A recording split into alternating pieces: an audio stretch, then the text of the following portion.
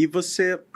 Tá, e aí, quando é aquela fase... Só para explicar, Claro. né? Eu comecei a te acompanhar. Acho que a primeira vez que eu te vi, eu até comentei contigo, foi num debate, ali num podcast, não foi até no Redcast. Outro dia o pessoal do Redcast estava aqui no estúdio, a gente ainda participou com ele, mas não era o Júnior que estava aqui, não. Era o Ryan. E aí você...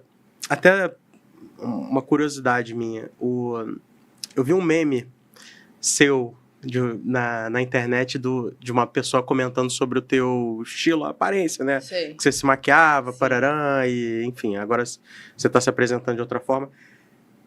Antes dessa fase de podcast, que é quando eu comecei a te acompanhar, você já se produzia daquele jeito e tinha algum objetivo ou simplesmente é porque você gostava?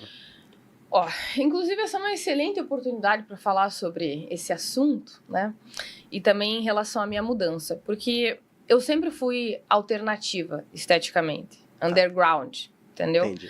A partir de uns 13, 14 anos, eu comecei a ser aquela típica adolescente rebelde que pinta o cabelo e usa maquiagens estranhas. Eu já fui gótica, eu já fui emo, já fui pin-up, eu já fui hippie, eu já fui um monte de coisa. Eu sempre adorei esses estilos. Curtiu lá. Então. Eu sempre curti um estilo, assim, mais alternativo, esteticamente. E eu também nunca fui muito adaptada socialmente, inclusive em relação às minhas ideias, né? Entendi. Em convenções sociais e tal. Aí, na época, eu até acho muito paradoxal. A época em que eu era uma feminista beligerante, muito mais combativa, com uma perspectiva mais maniqueísta e dualista de homens e mulheres, era um período em que eu basicamente era indistinguível do resto da sociedade. Foi um dos momentos mais tradicionais esteticamente que eu tive. É mesmo? Pois então, isso que eu acho realmente muito engraçado, pensando hoje em dia, sabe? Em retrospecto. O período... Normalzona. Exatamente. Tá. Em que eu mais estava radical esteticamente foi o período em que eu comecei a ter uma perspectiva muito mais nuançada das relações. Sendo muito mais pacifista, receptiva intelectualmente. E eu sempre gostei, né, dessa estética mais alternativa.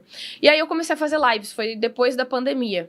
Foi um período em que eu ainda tava com o cabelo bem raspadinho, eu tava com o cabelo bem curto mesmo, assim. Uhum. E aí o Elan, que é meu sócio, começou a falar assim, a gente precisa fazer live, a gente precisa fazer live. Eu morria de medo, eu ficava muito nervosa, eu pensava, meu Deus do céu, eu vou esquecer palavras, eu vou ser cancelada, eu vou errar determinados conceitos, vão me perguntar coisas e eu não vou saber responder. E aí ele pressionou muito, aí eu comecei a fazer uma vez por semana, depois 2, 3, 4, aí eu comecei a fazer lives todos os dias. Foi excelente, assim, pro meu crescimento, para aprender a improvisar, me sentir mais à vontade na frente das pessoas. Esse foi o momento que eu comecei a usar perucas e maquiagens extravagantes. Por quê? Chame atenção a qualquer custo. Perfeito. Certo? Eu precisava realmente atingir as pessoas e aí eu comecei a unir o útil ao agradável, porque ao mesmo tempo que eu sempre gostei de um visual alternativo, era útil pra mim, eu acabava atingindo as pessoas, Sim. de certa forma até mesmo furando a bolha, impactando devido ao contraste. Que geralmente as pessoas pensavam, lá vem a feminista chata, estridente, demagógica, beligerante, histérica, falando aquilo que todo mundo já sabe, cheio de jargões. E aí eu impactava as pessoas desconstruindo a perspectiva delas, né? Entendi. Eu tava ali justamente para gerar essa sensação de impacto, né? De contraste em relação ao que ela estava esperando de mim. E funcionou. E aí foi a primeira vez que eu fui convidada para ir no podcast, que foi do Petri. Inclusive, eu sou profundamente grata a ele até hoje, porque foi a primeira vez que eu fui chamada para o podcast. Cara, é legal. Tem várias pessoas que hoje na internet bombam assim, que foram Começaram lançadas lá no Petri, né? Impressionante. Sim. Pô, quero chegar um dia a esse nível aí do Petri. De legal. lançar divos e divas. Sensacional. Então, e aí depois... E no podcast dele você foi toda... Fui. Paramentada? Sim, eu fui com a minha peruca rosa, loira. Aliás, minha peruca rosa, comprida, longa. E com uma maquiagem também esquisita, que assim, né? Parecia umas veias e tal, pretas. Um batom colorido, uma calça azul, cheia de nuvens. Depois ficavam zoando comigo que eu tava com uma camisa que parecia uma caminhoneira, né? Siga bem, caminhoneiro, uma camisa cinza larga, assim, eu adorava. E depois eu comecei em outros podcasts também. Daí eu fui no do Júnior, fui de vários outros, fui no Vilela. Legal. E então você... Tá. E aí você... ia comentar sobre a transição. Isso. Porque aí tem estética, uma outra... né? Estética. Aí Ok. tem uma outra transição pra... Sim. pra Glenda de agora, Ok. que tá aqui na minha frente, né? Como é que foi isso? Então, Que o meme se refere a isso, né? exato, perfeitamente. Inclusive, tem alguns memes que eu acho bem divertidos. Por exemplo, não sei se vocês chegaram a ver, que é eu toda maquiada, paramentada, sem sobrancelha, antes da eleição. Aí depois, Foi isso. durante a eleição, aí eu lá parecendo uma crente, entendeu? Toda evangélica, assim, Amélia, toda comportadinha. Foi esse mesmo, esse mesmo. Eu adorei esse meme, eu acho que eles fizeram pensando que iria me atingir, eu achei muito engraçado. Cara, é que eu acredito também que as pessoas, elas colocam muito peso em coisas que não deveriam ter tanto peso assim, Sim. sabe? Como, por exemplo, a estética.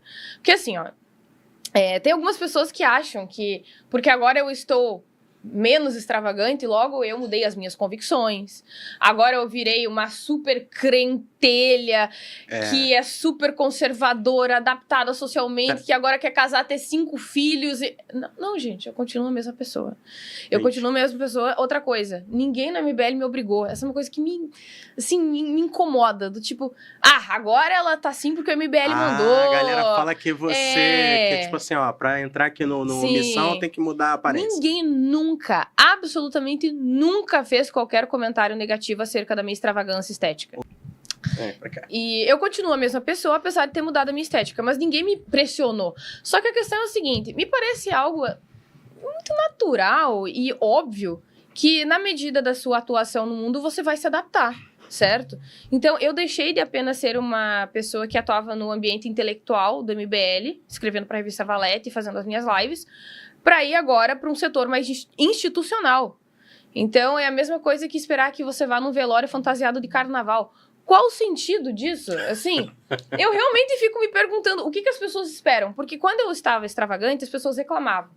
E aí diziam que eu era uma maluca, entendeu? Que eu era uma histérica, As pessoas doida. querem falar, né? Querem falar. Aí depois eu fico um pouquinho mais normal, digamos assim. Não, mas é porque ela quer te enganar. Engana só os idiotas. Que agora chegou a época de eleição, porque não sei o quê. Meu, assim, parece que eu troquei de pele. Basicamente, eu sou uma cobra e eu troquei de pele. Pois então, e eu vou ser bem sincera, tá? Isso aqui é um sacrifício. Ah, é? Sim! É um sacrifício. Eu estou fazendo isso pelo povo brasileiro, tá bom?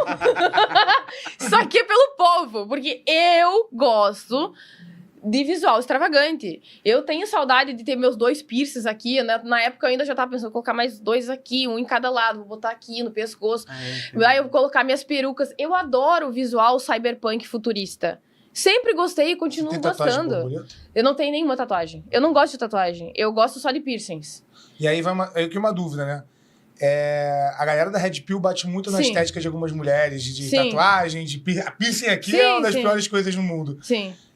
Você acha que só os tolos não julgam pela aparência? Não, eu acho que faz sentido julgar pela aparência. Mas eu acredito que muitas vezes um charuto é só um charuto, entendeu? Às vezes as pessoas colocam peso demais em algo que não necessariamente deveria ter tanto peso assim. Então, inclusive em relação agora, essa minha mudança, as pessoas estão achando ali que parece que eu tô com um super plano maquiavélico e tramando terríveis planos para enganar a população brasileira. Não, gente, é a mesma coisa uma pessoa se revestir de acordo com o que ela estivesse indo na escola, na faculdade. Ela vai numa audiência com o juiz, ela trabalha com finanças. Naturalmente, as pessoas se adaptam ao seu ambiente. Como é um ambiente mais institucional, naturalmente eu vou me vestir de uma forma mais institucional. Pronto. Dress like a client like. Que isso? Não, acho que as pessoas dão tão importância que inclusive a gente tá falando disso aqui, né? Mas é engraçado porque você se dá bem no Japão. Lá eles se vestem também e ninguém fica assim... Mas institucionalmente também não, entendeu? E depende, porque pessoas que fazem muitas tatuagens até hoje são associadas com marginalidade e acusar. Sim. A tatuagem sim, mas a indumentária, a vestimenta não. É de boa, ninguém fica julgando nem implicando tanto. Agora,